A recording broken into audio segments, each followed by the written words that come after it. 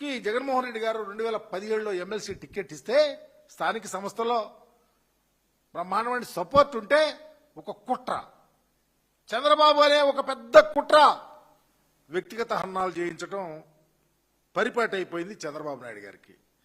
ZPTC ఎన్నికల సందర్భంగా ఒకవైపు వైసీపీ వాళ్ళ మీద బహిరంగ దాడులు, అఘాయిత్యాలు చేయిస్తూనే వాళ్ళకేమో పోలీసులు పూర్తిగా కొమ్ము కాస్తున్నారు. అక్కడ దారుణ పరిస్థితులను పరిశీలిస్తున్న రాష్ట్ర ప్రజానీకం చంద్రబాబును ఒక ప్రక్క అసహించుకుంటున్నారని కూడా ఆయన తెలుసు. అయినా హఠాత్తుగా వివేకానంద రెడ్డి గారి కుమార్తె సునీతమ్మను రంగంలో దించుతూ ఉండటం అలవాటైపోయింది. వివేకానంద రెడ్డి గారిని హత్య చేసిన హంతకులు వాళ్ళకి చేదోడు వాదోడుగా ఉండటం. ఈరోజు వివేకానంద రెడ్డి గారి యొక్క ఆత్మ స్తోభిస్తుందని సునీతమ్మకు తెలియదా?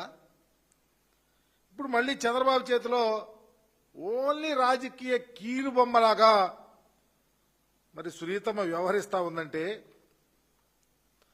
వివేకానంద రెడ్డి గారి హత్య మొదలు హత్య ఘటన వాడుకొని గత 2 ఎన్నికల్లో చంద్రబాబు నాయుడు లబ్ధి పొందాలని మరి వివిధ పార్టీ వ్యవస్థలో ఉన్న ఆయన మనుషులు ఈ కేసును ప్రక్కదోవ పట్టించాలని అనేక అభూత కల్పనలతో అమాయకులను, నిర్దోషులను జైల్లో పెట్టించి ఏకంగా రాక్షసానందం పడినటువంటి పరిస్థితి కూడా ఈ రాష్ట్రం చూస్తూనే ఉన్నాం.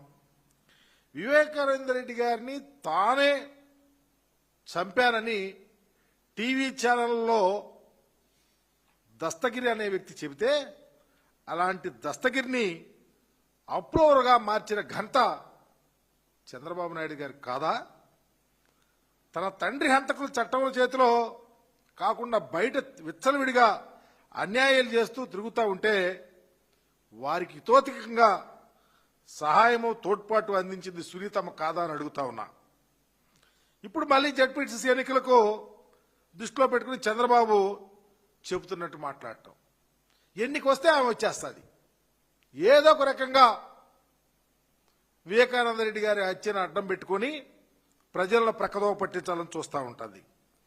ఈరోజు అన్నిటికన్నా ఈ వ్యవస్థలో వివేకానంద రెడ్డి గారి హత్య ఎవరి హయాంలో జరిగింది? ఆ కేసులో ఆ రోజు ఎవరి హయాంలో జరిగితే వ్యవస్థలన్నీ ఎవరి చేతుల్లో ఉన్నాయో ప్రజలకు తెలియదా?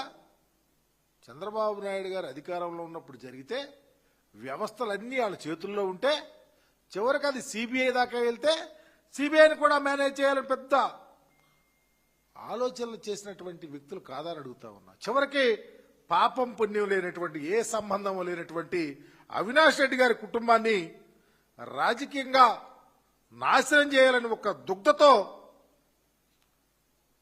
ఈరోజు వ్యవహరించిన తీరు ప్రజలకు తెలీదా?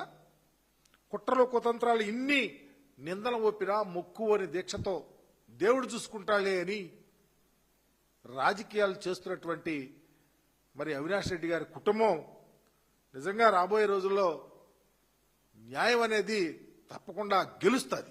ఎందుకంటే బాగా చదువుకున్నటువంటి వ్యక్తి, గొప్ప చదువులు చదువుకొని జగన్మోహన్ రెడ్డి గారి యొక్క ప్రోత్సాహంతో రాజకీయాల్లోకి వచ్చినటువంటి యువకుడు అవినాష్ రెడ్డి గారు అయితే ఆయన్ని రాజకీయ బలిపశువులు చేయాలని ఒక ఆలోచనతో తప్ప వేరే ఏం లేదు. సరిగ్గా ఎన్నికలు వచ్చినాయి, ఎన్నికలు వస్తున్నాయంటే చాలు వస్తారు, 4 నిందలేస్తారు, 4 ఆరోపణలు చేస్తారు, వెళ్ళిపోతారు. నేను అడుగుతా, ఇదేం పద్ధతి తల్లి? సిబిఐ తన దర్యాప్తు పూర్తి చేశారని సుప్రీంకోర్టులో చెప్పింది. కేసు సర్వోన్నత న్యాయస్థానం చేతిలో ఉంది. మీరొచ్చి కనీసం న్యాయస్థానంలో ఉందనే స్పృహ కూడా లేకుండా నీ తండ్రికి బద్ధశత్రువులైనటువంటి వారితో చేతులు కలిపి రాజకీయ ఆటలో తోలుబొమ్మలాగా మారుతా ఉన్నారంటే సునీతమ్మను ఏమనుకోవాలని అడుగుతా ఉన్నా. తల్లి, నువ్వు ఆలోచించుకో. సుప్రీంకోర్టు ఒక నిర్ణయానికి వచ్చే సమయంలో నువ్వు ఇట్లా మాట్లాడుతూ ఉన్నావంటే అసలు నీ ఆలోచనతో అర్థం కావట్లా ప్రజలకు. ఎందుకంటే నీ తండ్రిని అభిమానించిన వాళ్ళంతా ఈ వైపు ఉన్నారు, నీ తండ్రిని గొప్పగా చూసుకున్న వాళ్ళంతా ఒక పక్క ఉన్నారు, నీ తండ్రిని హత్య చేసిన వాళ్ళు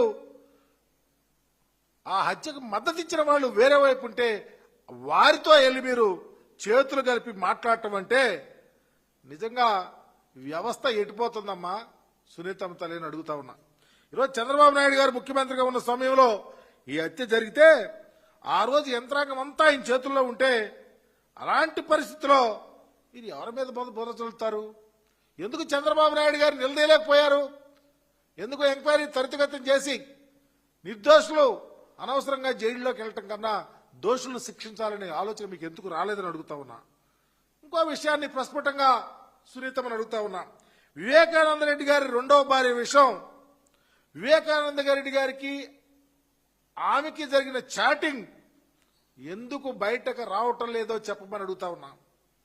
ఎవరి ప్రోద్బలంతో ఆ కోణాన్ని దాసే ప్రయత్నం చేశారో చెప్పమని కూడా